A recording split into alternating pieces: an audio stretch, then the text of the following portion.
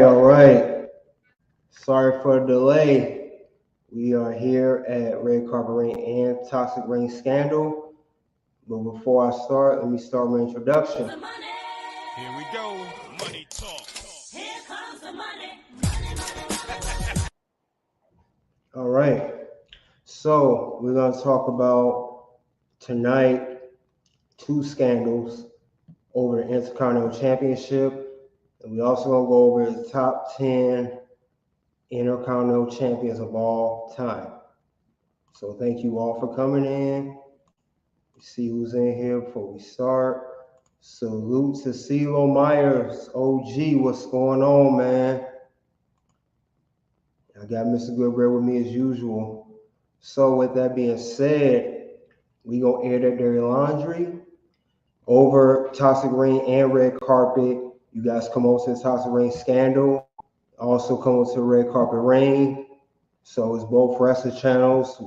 This one, Scandals and Controversy here at the Toxic Ring Scandal, and regular wrestling concerts on Red Carpet Ring. And I'm also on Rumble, and that's where we're going to play the number one top championship, Intercontinental Championship match of the top 10 Intercontinental Champions. So we're going to discuss that right now. So I will go over the scandals first, here at Toxic Ring. And when we're finished talking about the two Intercontinental scandals, we're going to cross that bridge and go over to Red Carpet Ring and discuss the top 10 Intercontinental champs of all time. And then we're done there, we're going to cross the bridge again to Rumble to go over that one match. So let's get into that. Now, the first one is going to be about when Jeff Jarrett held up the WWE and Vince McMahon for $300,000. That's the top scandal, because that's what it is in the thumbnail. Well, today, this is the main scandal. This is the thumbnail. It's regarding this match. It's between Jeff Jarrett and Chyna back in 1999 over the new No Mercy pay-per-view. But this is why he agreed to do this match and lose to Chyna and also lose his Intercontinental Championship. It had to do with this story right here. Now, it says here that Jeff Jarrett and Vince McMahon have a well-documented history. Their relationship is best known for the time when the former allegedly held up WWE for a staggering $300,000, and of course, the latter's reposted 2 years later. Back in 1999, which was 24 years ago, Jeff Jarrett was set to wrestle an important match against Chyna, and WWE wanted him to put her over to generate headlines. He agreed to do so, but only if he was paid $300,000 before his contract expired. Now they said alleged his contract expired one day after the No Mercy pay-per-view. So he was contracted to wrestle. Or was it one day before No Mercy? Because he really didn't have to be there, but it was good to have him there. Vince McMahon was pretty much in a tight spot, sort of say. So that's what happened with that scandal. Now, Goodbread, do you want to put your input on this scandal?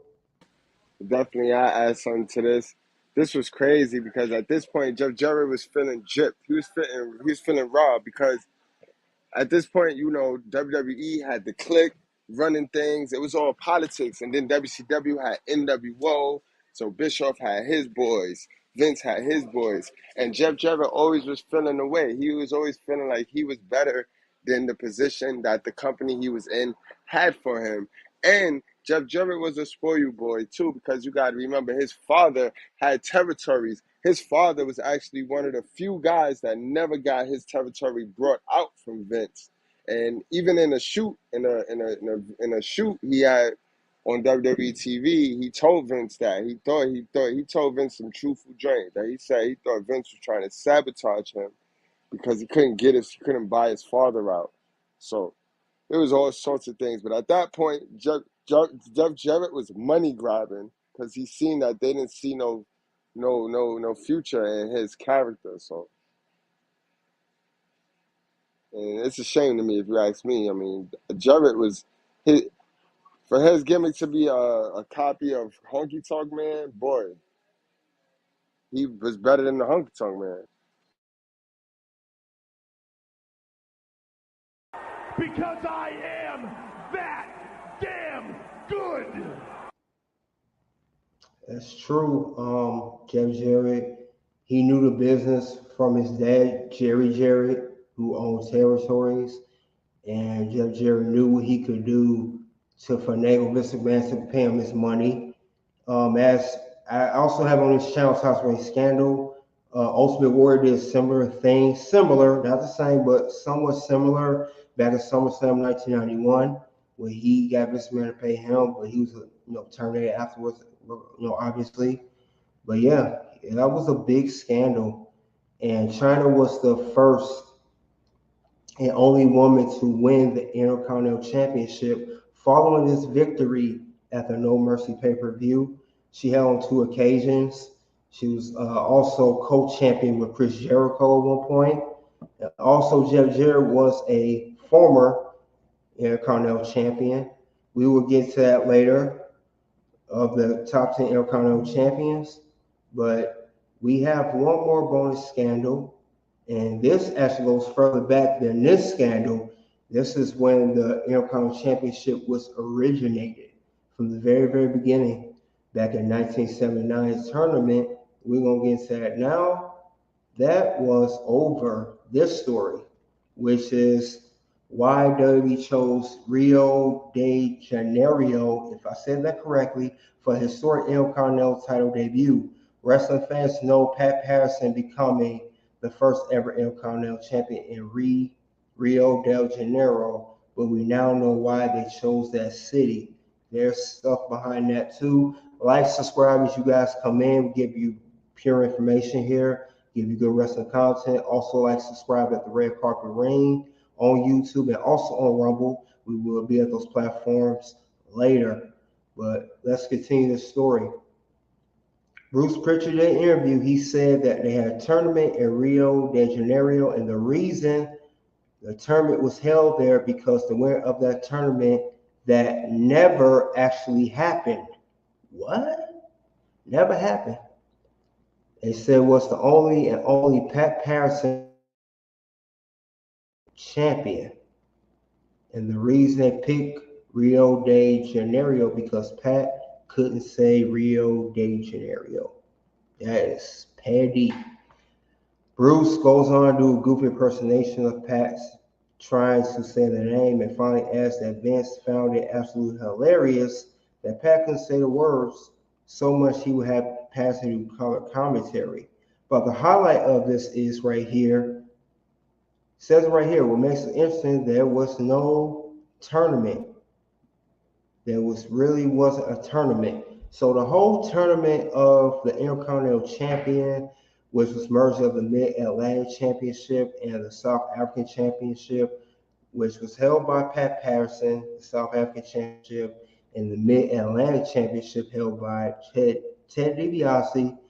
They said that was not really a tournament. It was just a storyline to get the Intercontinental Championship in an origin story.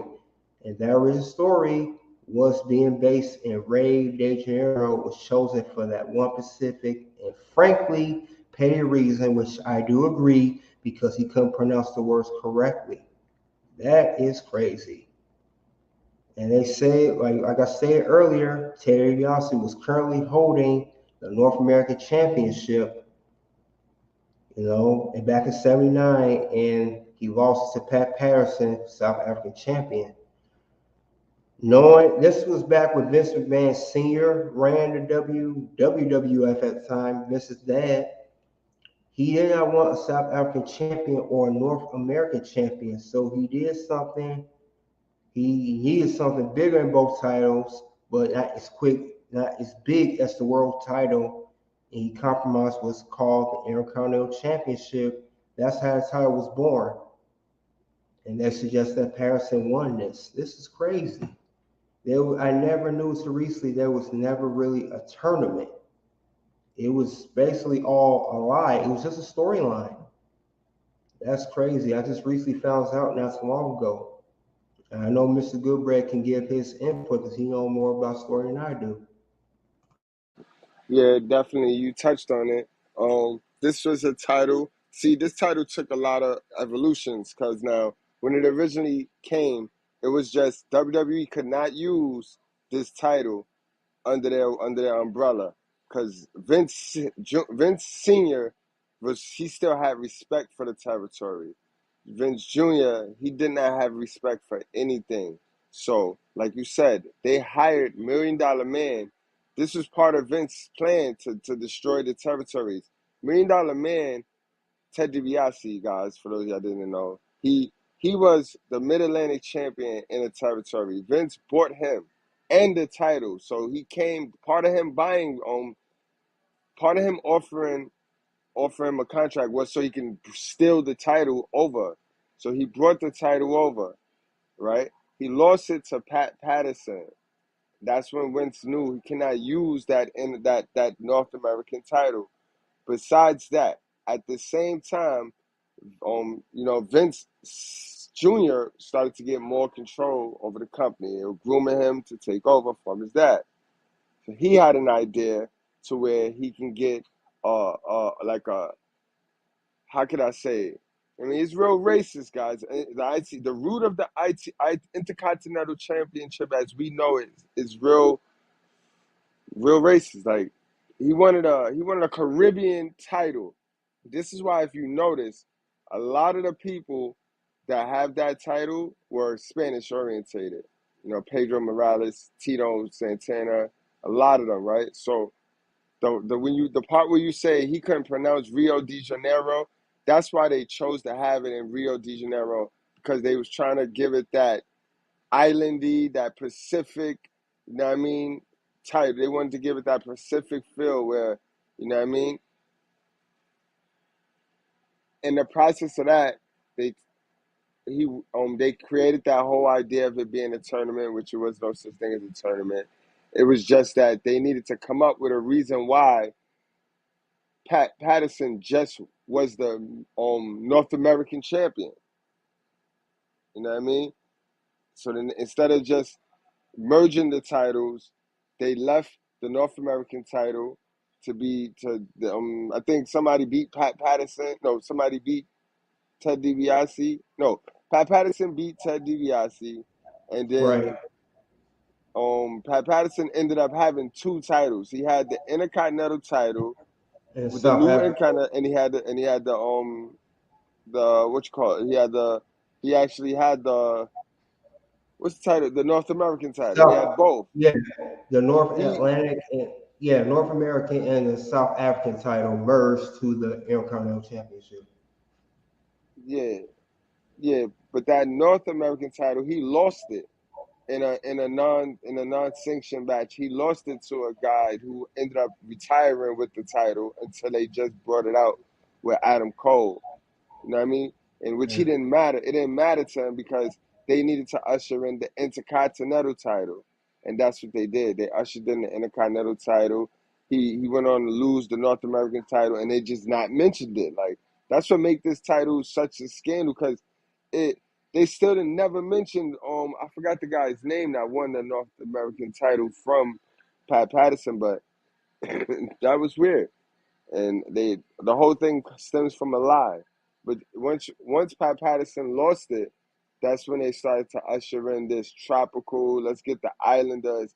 If you notice, all of the guys that swamped around that Intercontinental title was Tito Santana, Jimmy Silverfly Snuka, Pedro Morales. You know what I mean? All of those guys were not American descent. Man, you touched on some good points there. And I just thought about that reading the story. The North American Championship now is with NXT, which is WWE's developmental brand that comes on Tuesdays. So that's how that championship is basically not a new title, but it was rechristened. It's just not on the main roster. They put on a developmental roster. And I didn't think about it. It did have an islandy, non-American guys win that championship in the beginning. Like you said, Jimmy Snuka, Tito Santana, Don Morocco, I believe. He helped them most. Absolutely. I forgot Yeah, his name, Don Morocco. Don Morocco. Yeah. Um, him. You had many other guys. So it's a lot of dirty laundry behind this championship. It's just they don't want to say it's not, but it really is. But this championship had a lot. And then, like I stated earlier, you had Chyna, only one woman win this championship, but the way she won it is because Jeff Jarrett held up Vince McMahon for 300 grand, and they want to highlight that. It's just a whole bunch of stuff with the Intercontinental Championship. Now, I'll give another bonus again. I found this out recent too. Cody Rhodes, when he brought out the retro design of the Intercontinental Championship back in 2011, he was supposed to put that out like that. WWE almost got sued for putting that out. I heard scandal, and because it was so popular, it pretty much, resurfaced that design. They kept it until recently. They got a new design back in 2020, but 2011 they brought that design back. And I heard Cody was supposed to put on TV because Cody Rhodes was the champion at the time they brought that design back. Before he left in 2016. So like I said, it's always some drama behind this belt. It's like their drama cannot leave the championship.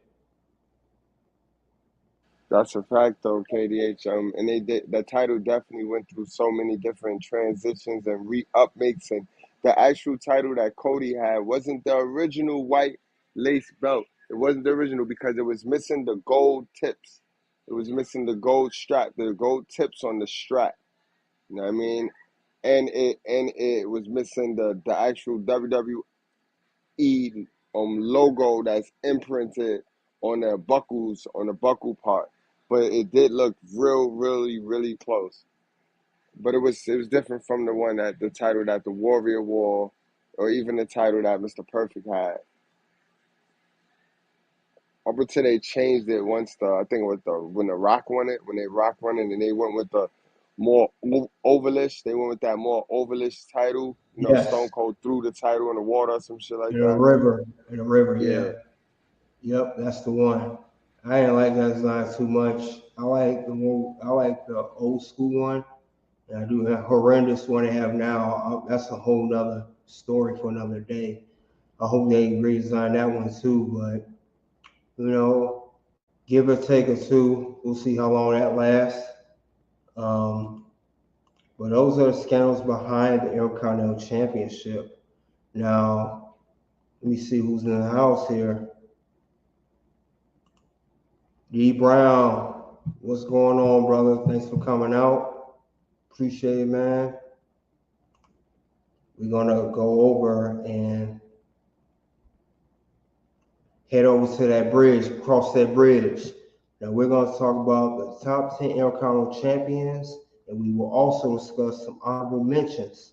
We'll do that as well, and then we'll highlight the match of the Intercontinental Championship of the number one guy, whoever that guy is. We'll highlight that particular match. But until, like I said, we're going to head out of here. You guys give me Before we go, can I add one more thing about the IC title, man? Go right ahead, man.